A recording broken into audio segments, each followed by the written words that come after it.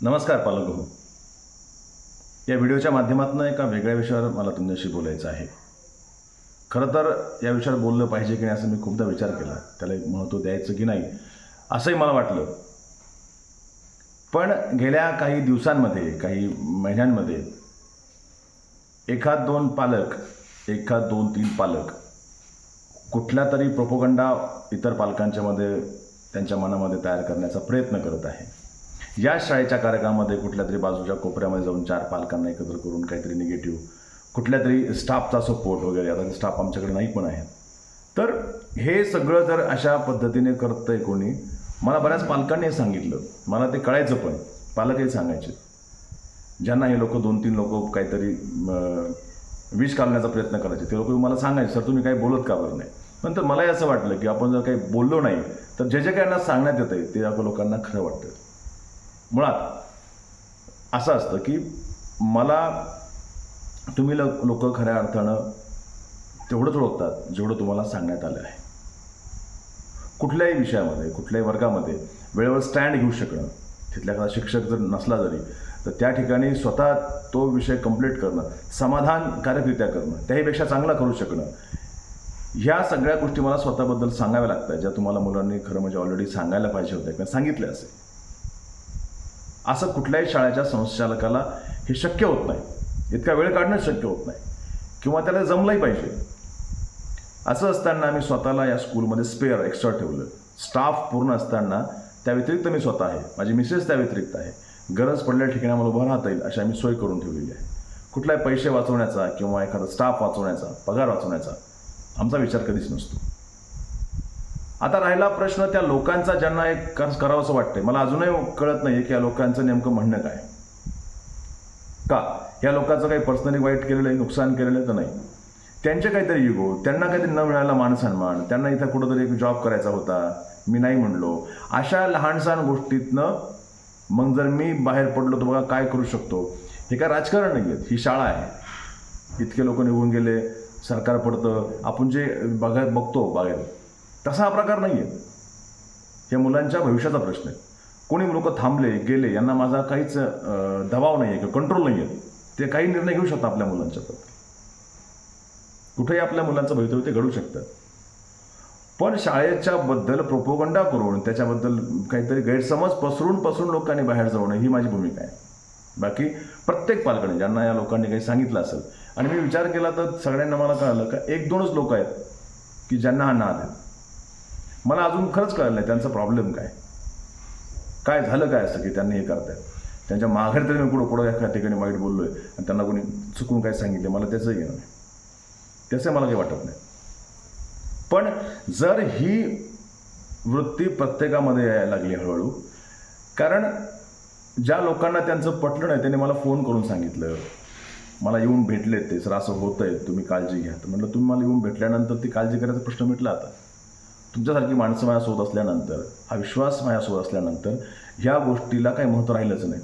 पण तरी असं वाटतंय की अजून पण काही त्या 2-3च्या प्रभावामुळं अजून 8-10 लोकांपर्यंत जर विष पसरला असेल तर त्यांना फक्त माझे म्हणणं आहे, बाकी हा काय फार मोठा प्रभाव राहिलेला नाही आहे. तसं पाहिलं तर ते 10-12 लोक गेले तरी शाळेला काही फरक पडतोय का, किंवा 50 लोकांना काही फरक पडतोय का, तर त्याचं उत्तर आहे की नाही. पण हे असं आरागंट, बेगरजूपणे वागणं मला शोभत नाही, आणि म्हणून मी या व्हिडिओच्या माध्यमातून स्वतःहून तुमचे संपर्क करतो. त्या राहिल्या ज्या थोड्याफार लोकांच्या म्हणून अजूनही काय असेल, त्यांनी जसं बाकी लोक येऊन भेटले, फोन केला, त्यांचे गैरसमज दूर केले, त्यांनी येऊन भेटावं. कारण तुमच्या लक्षात येईल, मला हा विषय फक्त आपल्या शाळेबद्दल नाही, कुठल्याही शाळेबद्दल असा बाकी लोकांनी प्रोपोगंडा तयार करणं, गैरसमज करणं, एक ग्रुप तयार करणं, असं तुम्हाला कुठली शाळा अलाव करणार नाही. असं कोणाला स्वातंत्र्य नसतं की आपापली एक टीम करा, इथूनच कॉन्टॅक्ट घ्या, त्यांना आपल्याच शाळेच्या विरुद्ध वापरा. ॲक्च्युली याला काही इथिकली, नैतिकदृष्ट्या चांगलं मानल्या जात नाही. पण त्यांना त्यांची नीतिमत्ता लखला बसो. मी त्यांना फोनही करणार नाही, सांगणार नाही. उलटं मी त्यांना निरोप पाठवला होता की आम्हाला ॲडमिशन्स नको आहे, तुम्ही शाळेतून गेलेलं बरं. इथपर्यंत आमचं त्याबद्दल बोलणं झालं होतं. आणि असं असताना आपण बाकी लोकांना वेगळं काही सांगायचं, आपल्या मागं काय सपोर्ट क्रिएट करायचा, ही जी काही तुमची भावना आहे त्याचं कारण कळत नाही. निगेटिव्हिटीमधून शाळेसारख्या गोष्टीला, कुठल्याही शाळेसारख्या गोष्टीला ऑपरेट करू नका. कुठल्याही शाळेबद्दल, बऱ्याच शाळेत, आपल्याच नाही, बाकी शाळांमध्ये 2-4 पालक येतात, ते ग्रुप बनवतात, त्यांची मनमानी करू बघतात, शाळा त्यांना रिस्पॉन्स त्यासाठी देत नाही. आणि बाकी पालक जी ऑलरेडी शाळेचे असतात, शाळेच्या संपर्काचे असतात, शाळेच्या प्रेमाचे असतात, ते पालकसुद्धा या लोकांच्या नादी लागतात. असे ग्रुप बनतो. हे सगळ्याच शाळांमध्ये होतं आहे. जसं तुम्ही इथून पुढे बाहेर जाऊ बघतायत, इतर शाळेतला असा एक ग्रुप माझ्याकडे येऊन संपर्कात असतो, तिथल्या कंप्लेंट्स करतो आणि आम्हाला सांगतो. तर त्याही लोकांना मी हे स्पष्ट सांगतो, माझ्या शाळेबद्दलच नाही, त्याही शाळेबद्दल लोकांना स्पष्ट सांगत असतो की बाबा ह्या पद्धतीने नका लोक ऑपरेट करू, कुठल्या शाळेला, कुठल्या संस्थेला. कारण कुठली शाळा म्हणावण्याचं काही वाईट काम करत नसते. या शाळेमध्ये साक्षी कहाटेसारखी, ज्याच्या घरामध्ये खरं म्हणजे इंग्लिशचं वातावरण नाही आहे, फ्लुएंट इंग्लिश बोलणारी मुलगी इथं आहे. साक्षी चव्हाण इथंच आहे. इथं पार्थ मुंदडा आहे जो लीड करू शकतो. अशी बरीचशी मंडळी या शाळेत आहेत. आणि असं असताना या यशाकडे बघणं, लिसन टू मी सारखी थीम ज्यामध्ये मुलांना बोलकं केलं, जास्तीत जास्त मुलांपर्यंत आमची मुलं पोहोचू शकली, त्यांचा आत्मविश्वास वाढला, हे कोणी बोलायला तयार नाही. या ठिकाणी प्रत्येक लहानसहान रेकॉर्डिंगला बघून शाळेचे संस्थाचालक सुद्धा त्याला टीक करतात, प्रेसिडेंट म्हणून मी ते काम केलेलं आहे. असं सगळं असताना म्हणजे तुम्ही रेकॉर्डिंग पाठवायची आपल्या मुलाची, ऑडिओ रेकॉर्डिंग वाचतानाची, त्यात काय चुका आहेत काय नाही हे सगळ्या पालकांनी बघितले, प्रत्येक ग्रुपवर बघितले. असं असताना ह्या सगळ्या पॉझिटिव्ह गोष्टींच्याकडे बघण्याची दृष्टी तुम्हाला नाही आहे, असं माझ्या ठिकाणी आरोप आहे. आणि कुठल्या तरी 1 महिना शिक्षक नव्हता, 1.5 महिना शिक्षक नव्हता, ते काम आम्ही पूर्ण केलेलं आहे. अशी कुठली शाळा नाही की ज्यामुळे शिक्षक मधूच निघून जाण्याचा प्रॉब्लेम येत नाही. पण आपल्याकडे कमीत कमी त्याऐवजी स्टँड घेता येतो. मुळात मला असं वाटलं होतं काही बोलण्याची गरज नाही, पालक आपल्या सदसद विवेकबुद्धीने विचार करतील, समोरच्याला जो प्रयत्न करायचा, जी मरमर करायची करू द्या, त्याला जे काही वाईट करायचं वाटतं करू द्या, पण मला माझं काम करणं महत्त्वाचं आहे. मी कोणाच्या वाईट कामासाठी काम करत नाही आहे. हा जो फील आहे माझ्यामध्ये, हा जो विचार आहे ना, हा मला जास्त मोठा वाटतो. त्यांना तुम्ही विचारलं पाहिजे की तुम्ही कुठलं काम करताय. तुम्ही कुठलंच काम करत नाही, तुम्ही निगेटिव्ह काम करता. ह्या शाळेत राहू नका, ह्या शाळेत राहू नका. जायचं कुठं, करायचं काय मुलांनी, तुमच्याकडे डिरेक्शन नाही आहे, जबाबदारी नाही आहे, तुम्हाला त्या मुलांचं भवितव्याची गरज नाही आहे. इथं जबाबदार माणूस बसलेला आहे, जबाबदार स्टाफ आहे, काही वर्षापासून काम करणारी नावाजलेली शाळा आहे, ज्यांनी तुमच्या मुलांच्या आयुष्यामध्ये आजवर काही वर्षामध्ये एक विशिष्ट बदलसुद्धा करून दाखवलेला आहे.